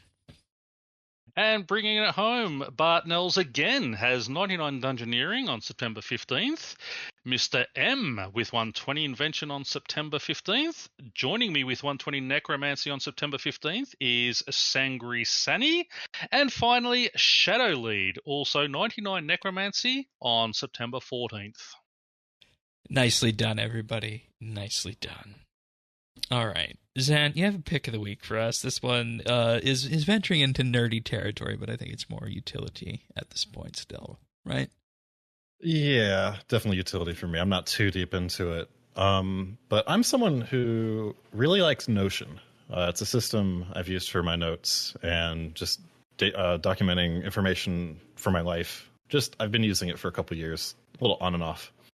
I've experienced some friction with it, and over the years, I've kind of wanted a new system, so I found this thing called AnyType, and it's effectively a Notion alternative that is kind of more privacy, local first centric, and I actually kind of think I just like their platform a bit more, and the way that their UI is set up, and the way how everything is kind of just disconnected from each other if you want it to be, but still have the ability to deeply link things like you do in Notion. But effectively, it's what you would expect from an application like Notion, where you can make a bunch of different type of documents, databases, notes, recipe books, travel planners, you name it, by defining a bunch of different types of types and sets and these other objects that Notion allows you to kind of integrate with each other. The specifics of how this all works, it gets kind of hard to explain. Yeah, it can be kind of complicated. Like, I think the best way to explain it would be a note-taking app on steroids where you're able to define your own taxonomy. Exactly. And if you've heard of one called Obsidian, I know is very popular with a lot of the technical programmer type people. Has some similarities to that as well, especially with their graph system. It shows you all your objects in like this 2D space kind of linked to each other, and you can see how all your information is all connected. But I think the really cool thing about AnyType over things like Notion is that Notion stores all of your data on their own servers, whereas AnyType is local to your own PC, and they actually don't even allow you to store that on their own servers, but they do have sort of a peer-to-peer sync system that allows you to transfer that between devices. But you can also self-host that and kind of just handle that yourself. And kind of the point of it. Which there's lots of people I know who would, jump at the opportunity of doing that. Don't still, in the year 2023, don't like cloud services because of that very reason that it's hosted elsewhere, and just the idea of, having the option of doing it yourself is pretty neat. So. I had not heard of this before you mentioned it, and is there any cost to it to get like a service backend, kind of like you would have with Plex, or is it just 100% free? As far as I know, it's 100% free. I haven't delved into the actual self-hosting option yet. I just use the sync that they provide. But they are still early access. They're on like 0.35 or something like that right now. Yeah, but let's be real, that doesn't mean anything anymore in this day and age. So what I'm saying is in the future, that could totally change.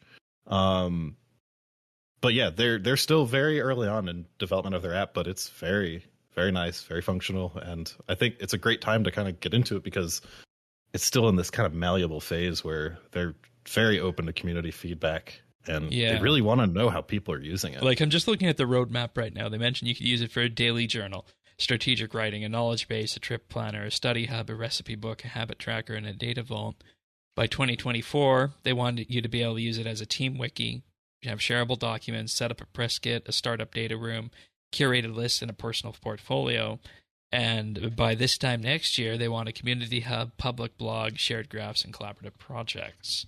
So you can kind of see where they're going with that. And it's all interesting that it's end-to-end private encryption between just you and your devices, which is something we're not seeing a lot of in this day and age.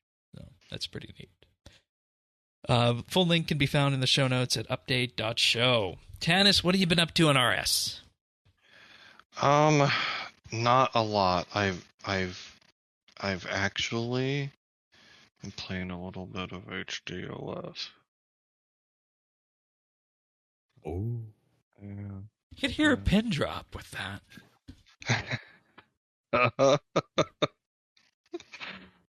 Honestly, I feel you, Tanis. It's kind of tempting. Yeah. Were you able to get the plugins needed to get going, like with the mouse overlays and the UI scaling and all that? Mostly, I do not have the voiced dialogue yet, though. Oh, right, the text-to-speech, yeah. Right. Okay. Yeah, I messaged you about that because I've been dabbling in HDOS too for my old-school questing adventures, and I noticed that, oh, there's a text-to-speech plugin for this. I gotta tell Tanis about that. Yeah, and I don't hate it. I don't hate it at all. And I actually find the combat quite enjoyable. Well, yeah, you were using Legacy with blood spells and the Wen book, so I mean, that's kind of close to that. Yeah, exactly.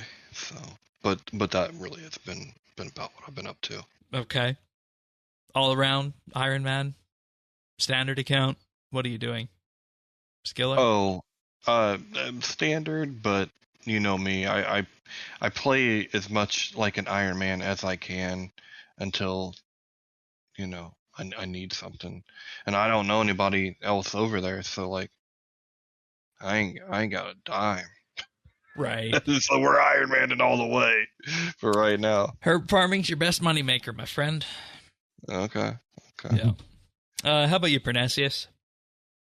Well, basically finished the 120 grind on Necromancy, so I've gone back to my hunt for 200 mil in all, currently doing wood cutting. Basically what I want to do is take every skill to 150 mil and then sort of work on from there. So, yeah, not a lot other than, just the rituals and wood cutting the last couple of weeks. All right. Zant, anything you want to report on? I have not been playing RS like at all, and a decent metric of it is that I was going for 120 divination last double XP. I got to 119, and I still haven't gotten it. Well, based on... I've been playing... Oh, go for it. No, I was going to say, based on the numbers, we should be getting another double XP next month or thereabouts, so finish it then. I was afraid that was going to happen before I got I've also been playing Starfield. Oh, that's a good excuse for a lot of people as to where they've been with RS, right? Yeah, it's a lot of fun. Like, I know there's a lot of discourse about it online, but I think for a base Bethesda game, it's pretty good. I can't wait to see where it goes with mods and stuff. Alrighty. Well, as for me, I'm closing in on 110. Necromancy, I almost said divination there, but 110 Necromancy, closing in on that. Should have that by the time the show is published. But in addition to that, I have been trying to do about a daily hour of Raziel or so. I've refined it down to the point where I can pretty much go the entire hour now without dying, which is good. We're looking at about 2-minute kill time, so just kind of refining the rotation experimenting with things as we go, because the rotation actually changes quite a bit, and the way to do it changes quite a bit if you have the tier 95 weapons as well with that. I don't have those yet, but I've been working on that. Haven't got any major drops there doing that, but the other night when I was doing rituals, I got the necromancy pet at 37.4 million XP. Oh, yes. Okay, Ooh, yes. yes. Scrat. And I was actually online for that one, so well done. That was the piece of RNG I mentioned. Okay. But we ran the numbers on that, and it's actually a little bit later than expected in terms of value on that, in terms of where it landed. So it wasn't a absolute spoon like some of them have been, but it was getting to be just a bit past the expected. Actually, I think value. I was 110. I think I was 110 when I got the pet. Yeah, as well. so it's about 109, 110 where I got it. So that's probably where the majority of people get it or so, based on that. But I also do have to report that at this point in time, in addition to your regular herb runs for money making, the grapes are really good money these days. Still, right now, the Guthix ones and Ceradomin ones especially. So just do with what information that you will. So noted. Indeed. But that pretty much brings us to the end of this episode of RSBANDB Update. Big, huge thank you, of course, to Pranasius and Zant for being here. Pranasius providing his updated thoughts on Hero Pass and his unique issues he has with it, and of course Zant for the interesting look into how Fortnite does it compared to Thank you for RS. putting up for me once again. I wonder, and listeners, do let us know if you wind up trying Fortnite or World of Tanks after we talked about those. I feel like Fortnite's probably the easier one to get into, but let us know if you wind up trying any of those or if you have in the past. That's a interesting thing to talk about, and of course you can reach out to us in our Discord at rsbnb.com/discord, but we're also on YouTube, where we post the video versions of the show at youtube.com/rsbnb. Each and every week there. And, we have a couple of shorts we've been experimenting with. We have a wonderful one about Tannis's motorboating last week, amongst other things. I made that into a short. Yeah.